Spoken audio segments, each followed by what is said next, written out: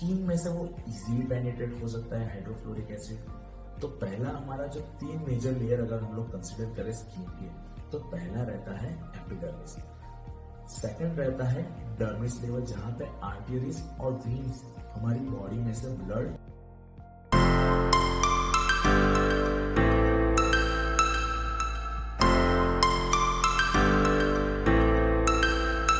Hello guys, my name is Hiren Parmar, आपका स्वागत है द प्रोसेस सेफ्टी हब के ऊपर। आज हम लोग बात करेंगे एक ऐसा केमिकल के बारे में जिसका नाम है हाइड्रोफ्लोरिक एसिड। हाइड्रोफ्लोरिक एसिड वैसे तो एसिड ग्रुप से बिलोंग करता है, पर उसकी कुछ प्रॉपर्टी जो नॉर्मल रेगुलर एसिड्स है उससे अलग पड़ती है। हाइड्रोफ्लोरिक एसिड जनरली आप कोई भी केमिकल पकड़ लो, उसको हम लोग मेजरली हम लोग ग्लास के अंदर स्टोर कर सकते हैं, बट हाइड्रोफ्लोरिक एसिड एक ऐसा केमिकल है जिसको आप ग्लास के अंदर कभी भी स्टोर नहीं कर सकते। जैसे ही आपने ग्लास के अंदर डाला, ये कागज के पत्ते की तरह उसको फाड़ के बाहर आ जाएगा। तो ग्लास इसके लिए सबसे बेस्ट ऑप्शन नहीं है। इसके लिए मेजरली हमको स्टोर करना है तो पॉलीप्रोपिलीन या फिर टेफ्लॉन के अंदर हम लोग को स्टोर करना है। चलिए आज हम लोग कुछ इसके इंटरेस्टिंग टॉपिक्स के बारे में जानते हैं। हाइड्रोजन फ्लोराइड बहुत ही इंटरेस्टिंग केमिकल है। इसके लिए बहुत ही स्पेसिफिक इसके कंट्रोल मेजर्स भी है, बहुत कुछ डिटेल है इसके वीडियो के अंदर, तो आप प्लीज कंटिन्यू कीजिएगा। ये वीडियो के अंदर आपको बहुत डिटेल में आज मैं इंफॉर्मेशन देने वाला हूँ हाइड्रोफ्लोरिक एसिड के बारे में। तो चलिए आगे बढ़ते हैं हाइड्रोफ्लोरिक एसिड के ऊपर। हाइड्रोफ्लोरिक एसिड का इन्वेंशन हुआ था 1771 में। स्वीडिश केमिस्ट जिसका नाम था कार्ल विल्हेम सीमी, उन्होंने हाइड्रोजन फ्लोराइड का इन्वेंशन किया था जब वो कैल्शियम फ्लोराइड मिनरल के ऊपर स्टडी कर रहे थे।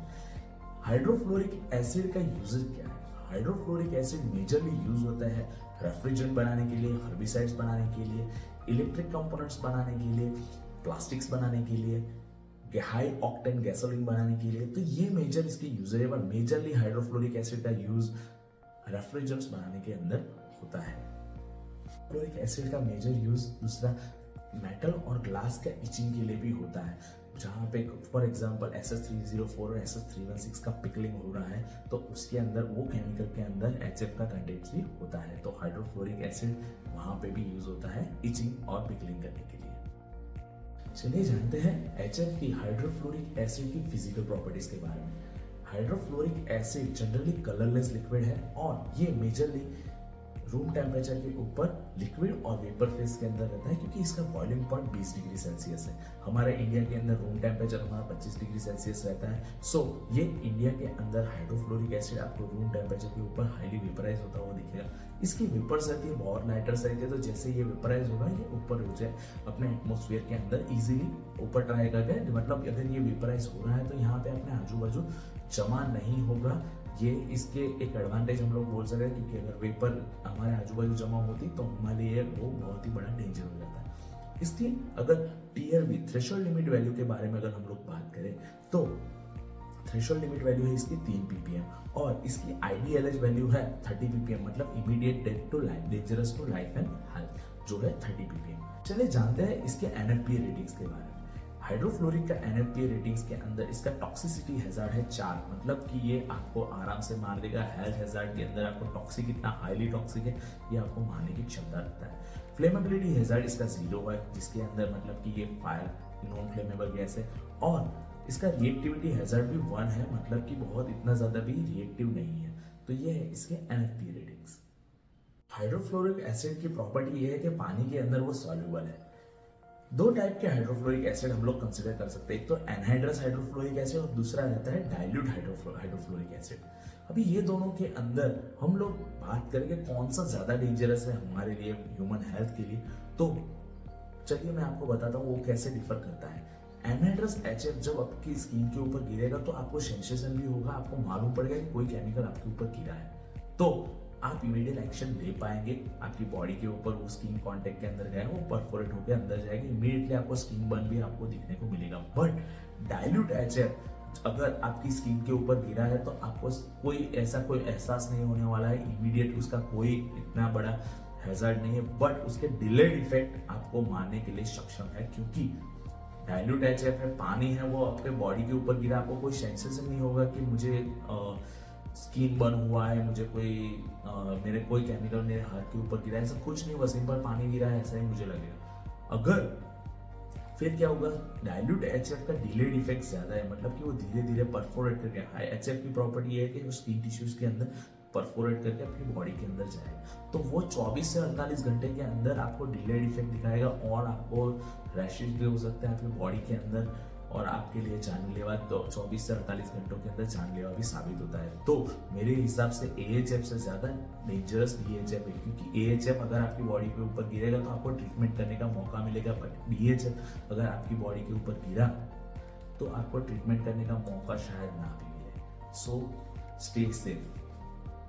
चलिए जानते हैं हाइड्रोफ्लोरिक एसिड के टारगेट ऑर्गन्स कौन कौन से।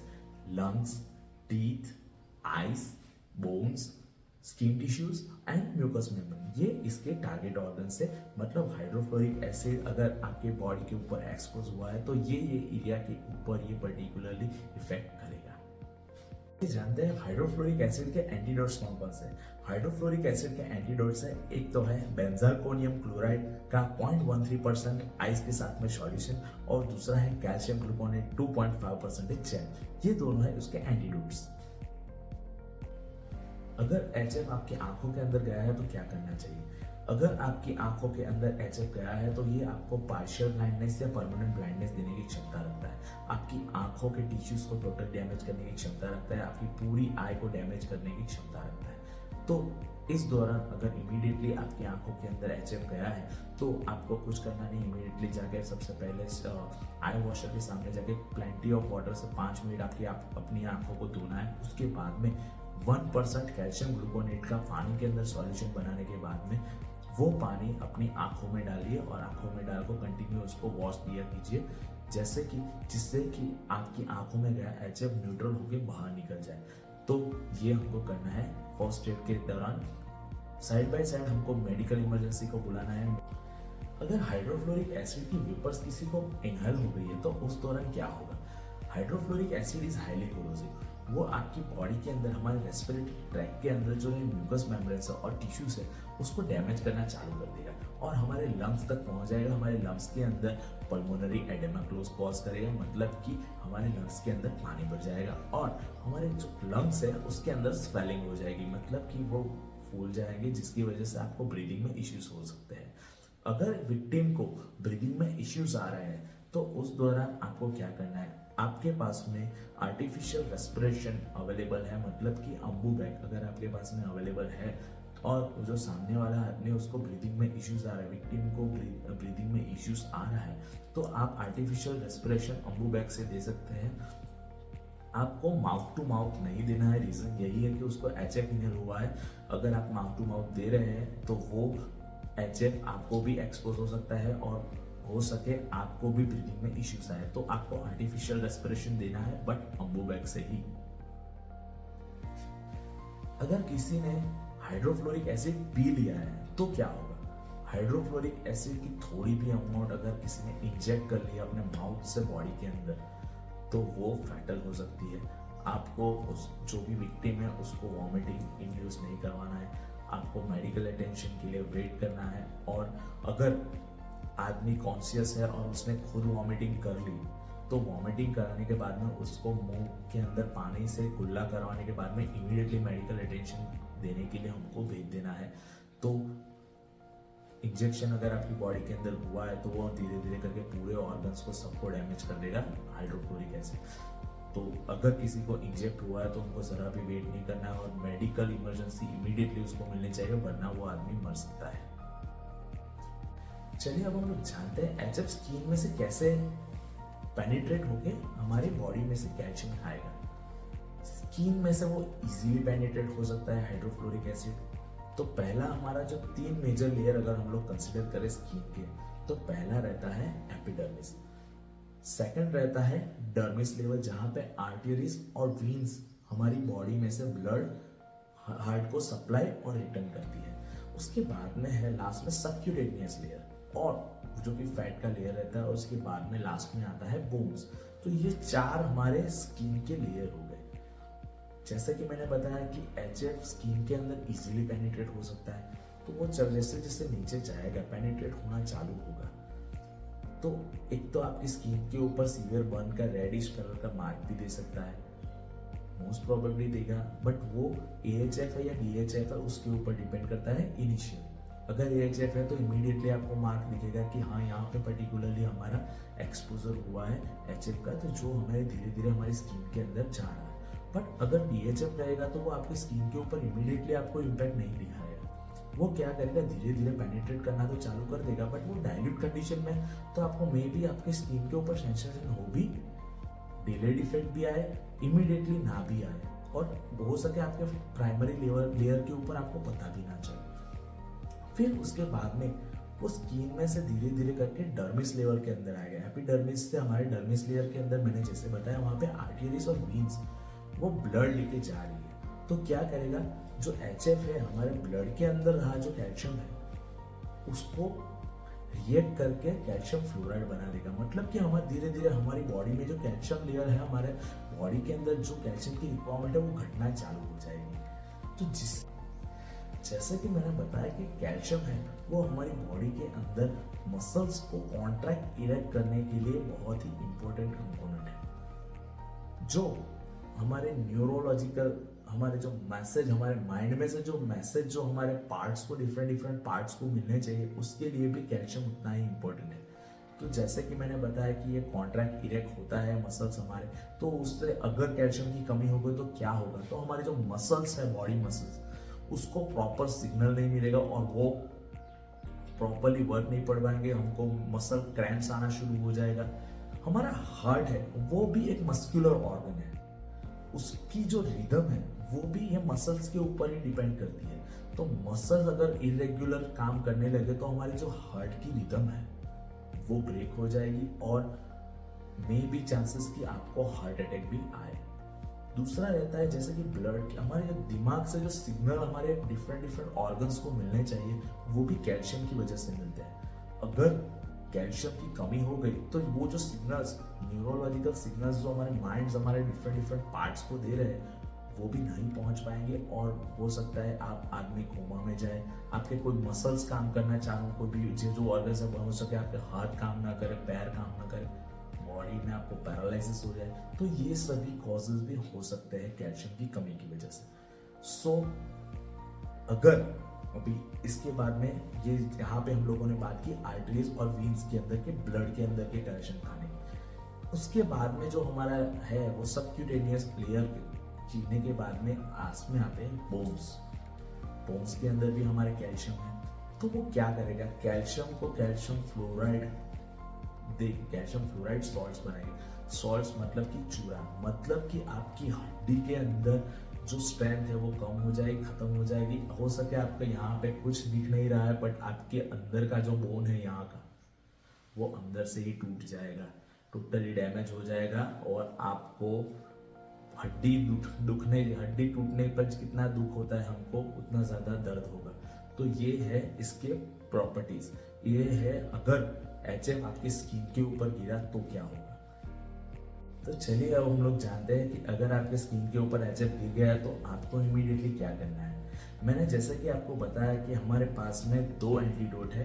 पहला है बेंजालकोनियम क्लोराइड और दूसरा है कैल्शियम ग्लूकोनेट। बेंजालकोनियम क्लोराइड का 0.13% आइस वाटर के साथ में सॉल्यूशन आपको बनाना है। जो भी एक्सपोज स्किन कांटेक्ट है वो पार्ट आपको वो सॉल्यूशन के अंदर इमर्स कर देना है, मतलब कि डुबा देना है आपको।